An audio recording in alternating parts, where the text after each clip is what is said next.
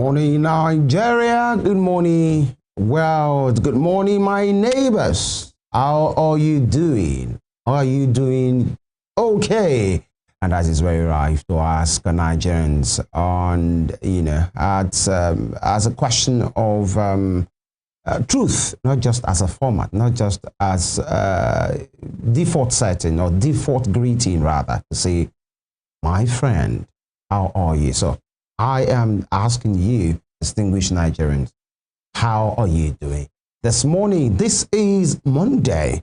It's a good day, beautiful morning to beautiful people, the first working day of the week. And we are here on Morning Spring, where we look into issues of public importance to be a part of you, to inform you, for us to have conversations about the public good. This great nation of good people, Nigeria. Femi Ojo is my name, and we are here to do what we do, looking through the front pages of different dailies every morning. And today we do just that. At the other side of that, we then get talking about various issues, in as much as about the Nigerian people and the Nigerian state. If it's worth talking about, this is where it starts from. Good morning. And of course, good morning to Tanya. Good morning. Good morning, Femi. Yeah, how did your weekend go? Oh, great. Absolutely. Yeah. Wonderful. Great to be alive. Always well, that's important. Every time, every day. It's a privilege and a big gift to be alive. Absolutely. Good morning to you, our distinguished viewer. Yes, you in particular. Good morning to you. Thank you for joining us once again on Morning Spring. This is Western Spring Television. Daniel Emeka, it's my name. It's a fresh week. It's a new day. It's a new week. It's a fresh start. It's time for you to go out there. And of course, I don't want to use that language, and achieve your goals. I wanted to say something very informal. Thank you once again for joining us on Morning Spring. And just like Femi said, here on Morning Spring, we talk about everything that matters to us as a people. We talk about democracy. We talk about good governance. We talk about leadership. And that's what we do here. We also talk about justice. Talking about justice, just a quick one. I saw a particular clip which taught, very strong lesson, taught me quite a notable lesson. This young man, a middle-aged man, a lecturer, walked into a classroom. Okay, he's a lecturer. He walked into a classroom. He had to take some, I guess he's a law lecturer. So as he walked into the classroom, he just looked at one of the students. He pointed to one of them, asked her what her name was. She replied, and the lecturer simply said, "Hey, just leave my class." The young lady looked at the lecturer with a puzzled look on her face. And the lecturer repeated again, Don't make me ask you again. Just leave my class."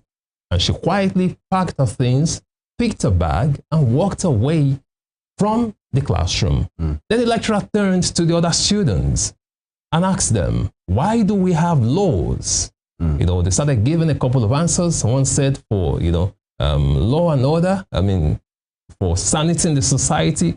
Then finally, one person raised his hand and said, to check injustice for justice.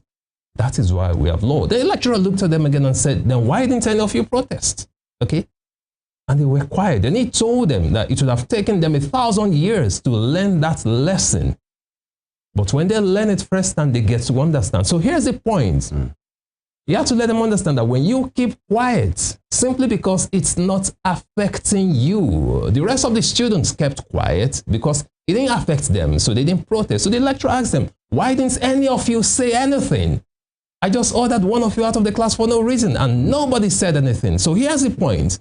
When it comes to injustice, if you keep quiet because you feel you are not affected, one day you will be affected, and no one, absolutely no one, will stand up for you. And that's the lesson there. So as far as Nigeria is concerned, we as journalists, we are the fourth estate of the realm. We will keep speaking up. We'll keep talking about justice. As we talk about democracy, we talk about good leadership, and we talk about justice.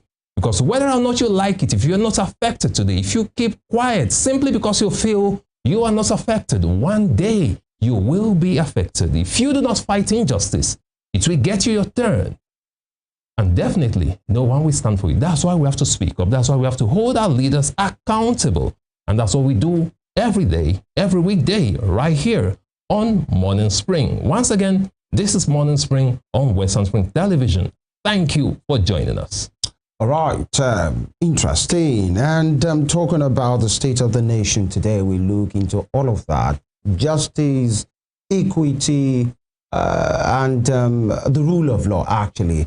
But then that will be made possible when you have willing leaders, when you have leaders who are the match through the justice system themselves, at the local level, the national level, even the subnational levels, and not just the political figures now, but leaders at all levels who will make sure things are done the right way. So the process of emergence of these leaders, we have leaders who are prepared to give you what it takes, who are conscientious, who knows that their people deserve the best. And we're looking at leadership today, and is it accidental? Have we been challenged with right leaders at every end of affairs in Nigeria, or is it the system that turns, people, leaders with good intention to do otherwise? 64-year-old country, by 1st of October, that's next month, just a few weeks away, Nigeria will have been a 65-year-old country. So how have we fared? What have we done from the pre-colonial era still after independence to what we have right now? We look into the leadership and the system in Nigeria. It's going to be an exciting one. We are live on our YouTube channel at Western Spring Television NG, and also on our Facebook page at Western Spring Television. We are also beaming live on StarTimes DTT channel 190. We are ready. We know you are. Stay with us.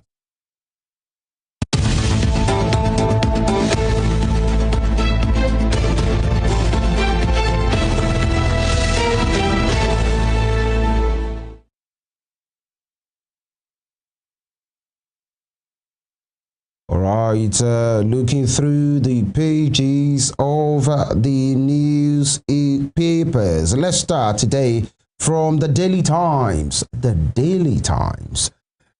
Federal government expands school feeding program to 50 million pupils, mark by 2026.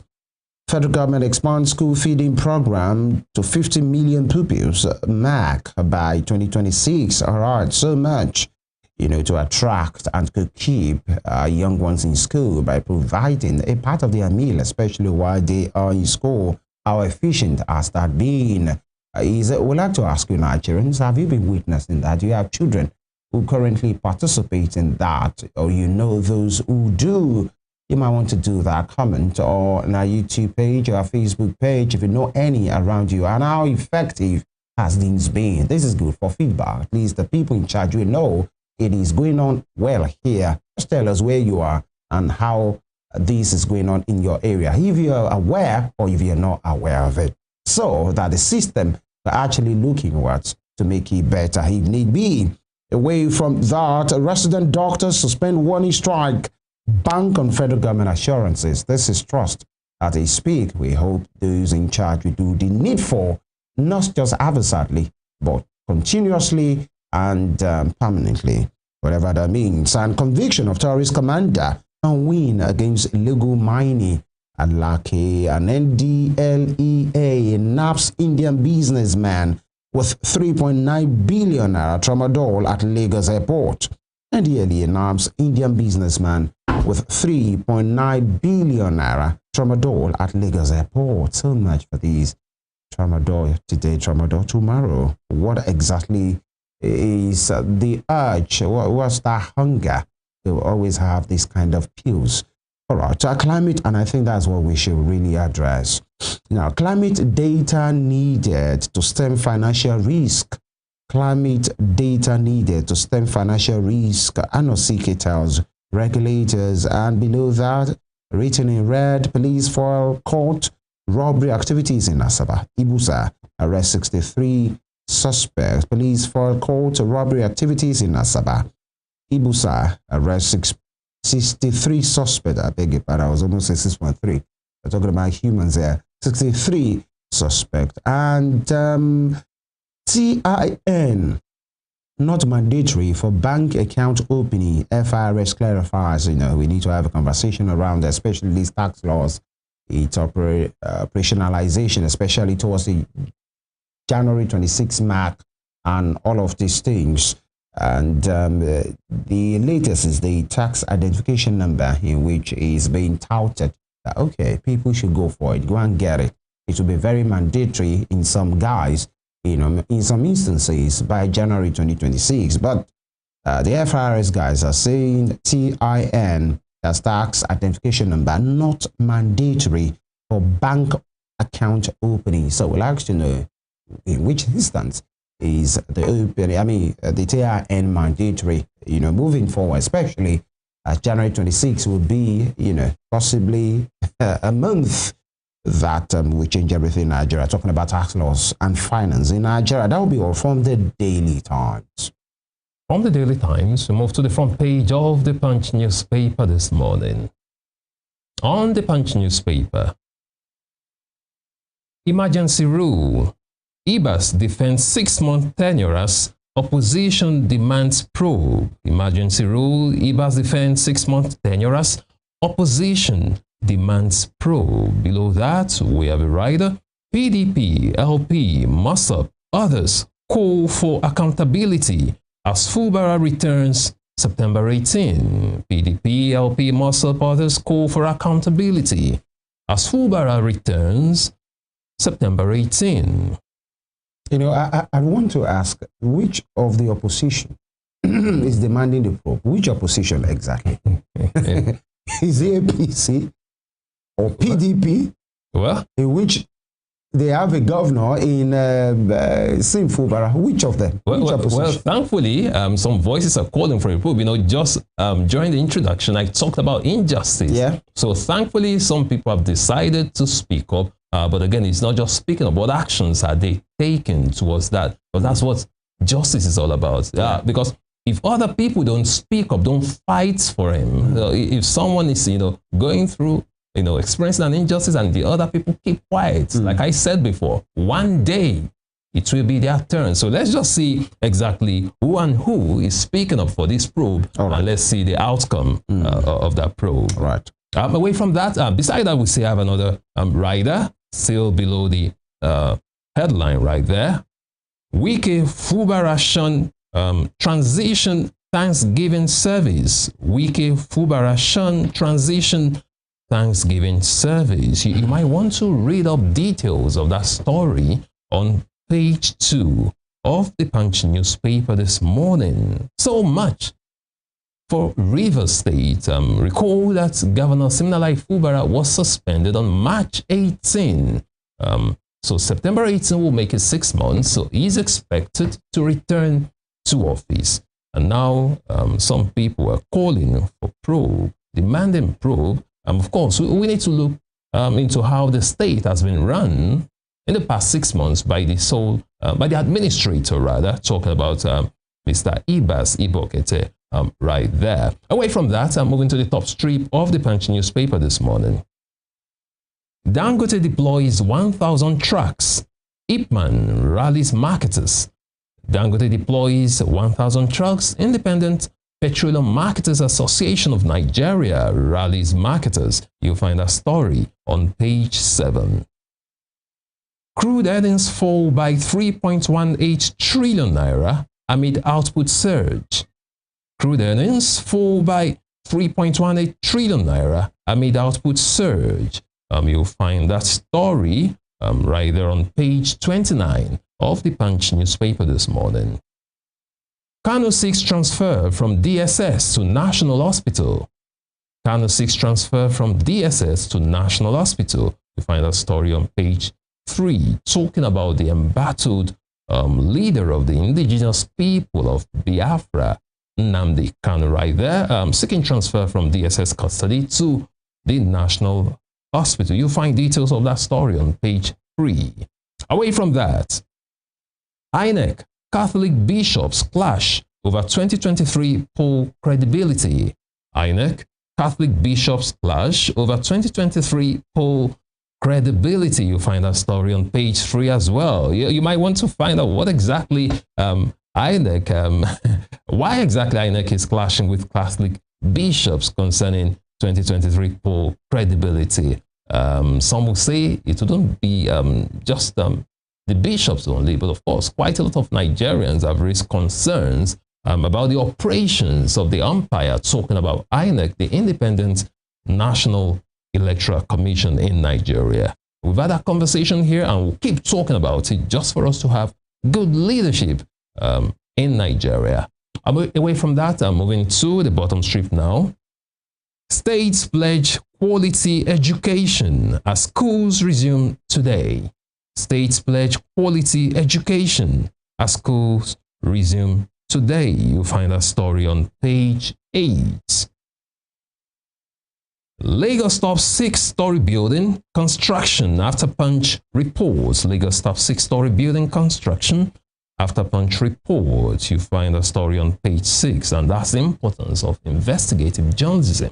Talking about holding leaders accountable, making sure that things are done the right way in the society. And finally, from the front page of the Punch newspaper this morning, Ogun urges residents to relocate over flood threats. Ogun urges residents to relocate over flood threats. You find that story on page 3. We've said it here over and over again. When you tell people to relocate as a result of flood threats, what if they do not have anywhere else to go? Yeah. What if they have no alternatives? There are people who genuinely have no alternatives as far as accommodation is concerned. So when you ask them to leave their, their homes without making provisions for them, alternatives for them, what exactly do you expect such people to do? That is why we need responsible governments everywhere, in all parts of the country. When you are urging people to leave their homes, have you made necessary provisions for them? That question needs to be answered. That'll be all from the front page of the Punch newspaper this morning. All right, from the Punch newspaper, we go to the Daily Trust. Sudden deaths rise. Is cause for concern. This is a screaming headline banner. Sudden deaths rise. Why? Those predisposing factors. You might want to just pick up a copy of this paper and see to that the reason why sudden deaths is on the rise in Nigeria. And 2027, only endorsement by citizens can save Tinubu. 2027, only endorsement by citizens can save Tinubu. And Sanusi raises alarm over federal government's borrowing. Right, alarm over the issue of borrowing and debt, the debt burden in Nigeria, and of course the threshold. And thugs attack Germany in Abuja. Why? The thugs attack Germany, Abuja, and Zamfara accident. Mother found dead, holding child. That's more like a scene. That's quite pathetic. From a horror movie. Zamfara accident. Mother found dead, holding child. Oh, God have mercy. And Kaduna houses, farms flooded. Federal government issues fresh alert in 11 states, just like Daniel read earlier. Alert warnings. So what happens after that? What are the critical, important steps that have been taken to avert a disaster, especially where we still have a choice? Billions at stake as Nigerians pay for failed USSD transactions. I tell you, billions at stake as Nigerians pay for failed USSD transactions. And I can say this personally, and I've said it on this program repeatedly, that there are some banks, if you want to use the USSD service, right, immediately you press the send button. Let's say star. Yeah, once you dial the code. 111, for example, now you just dial it. 6 naira goes off your account balance.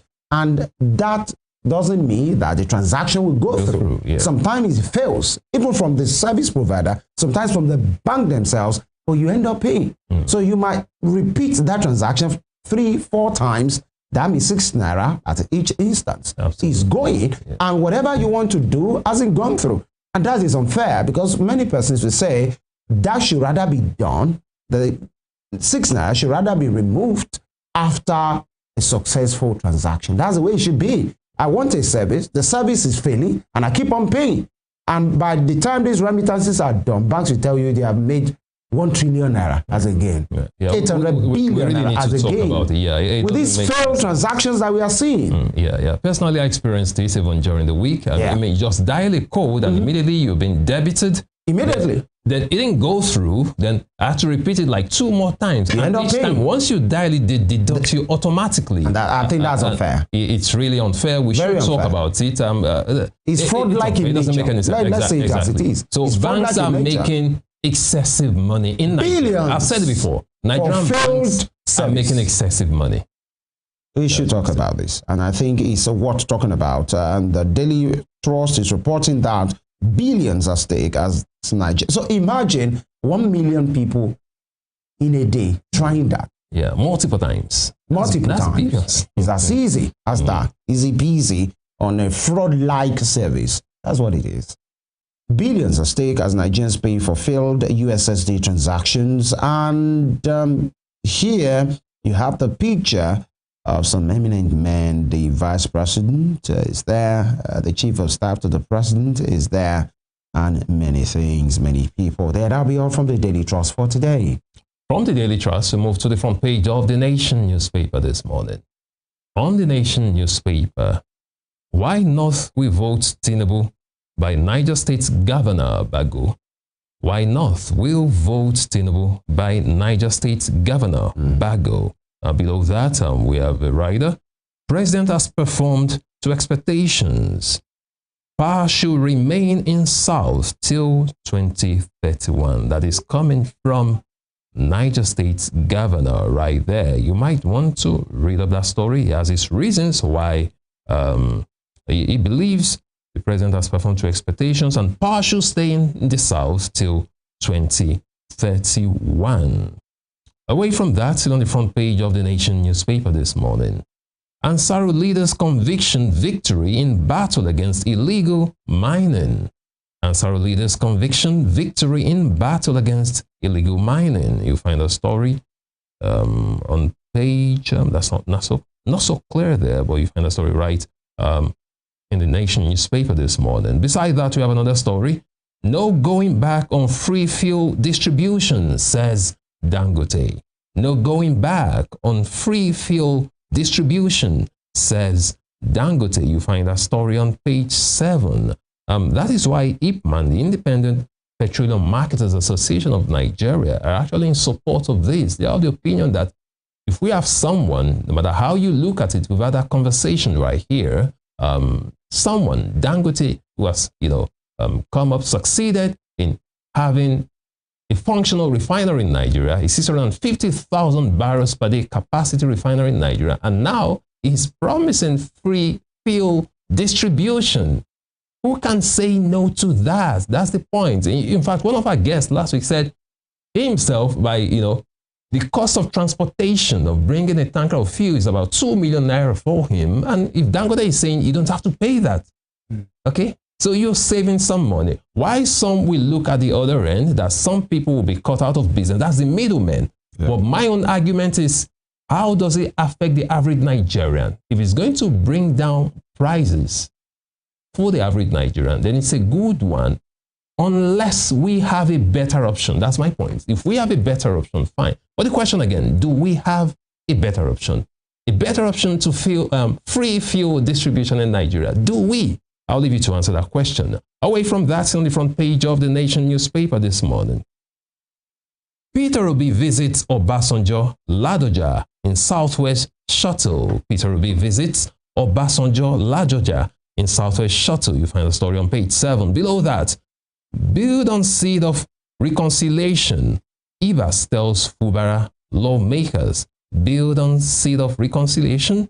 Ibas tells Fubara lawmakers. You also find that story on page 7. Experts consistent drop in inflation rates will stimulate investment. Consistent drop in inflation rates will stimulate investment. That's coming from experts right there. You I want to read up that story on the front page of the Nation newspaper this morning. And that'll be all from the front page of the Nation newspaper. So much to really talk about, especially leadership in Nigeria. Many of those, headlines that we read out today still boils down to leadership, accountability, taking precautions, and doing what is supposed to be done. We take a quick break right now. When we return, we speak to these issues. Stay with us.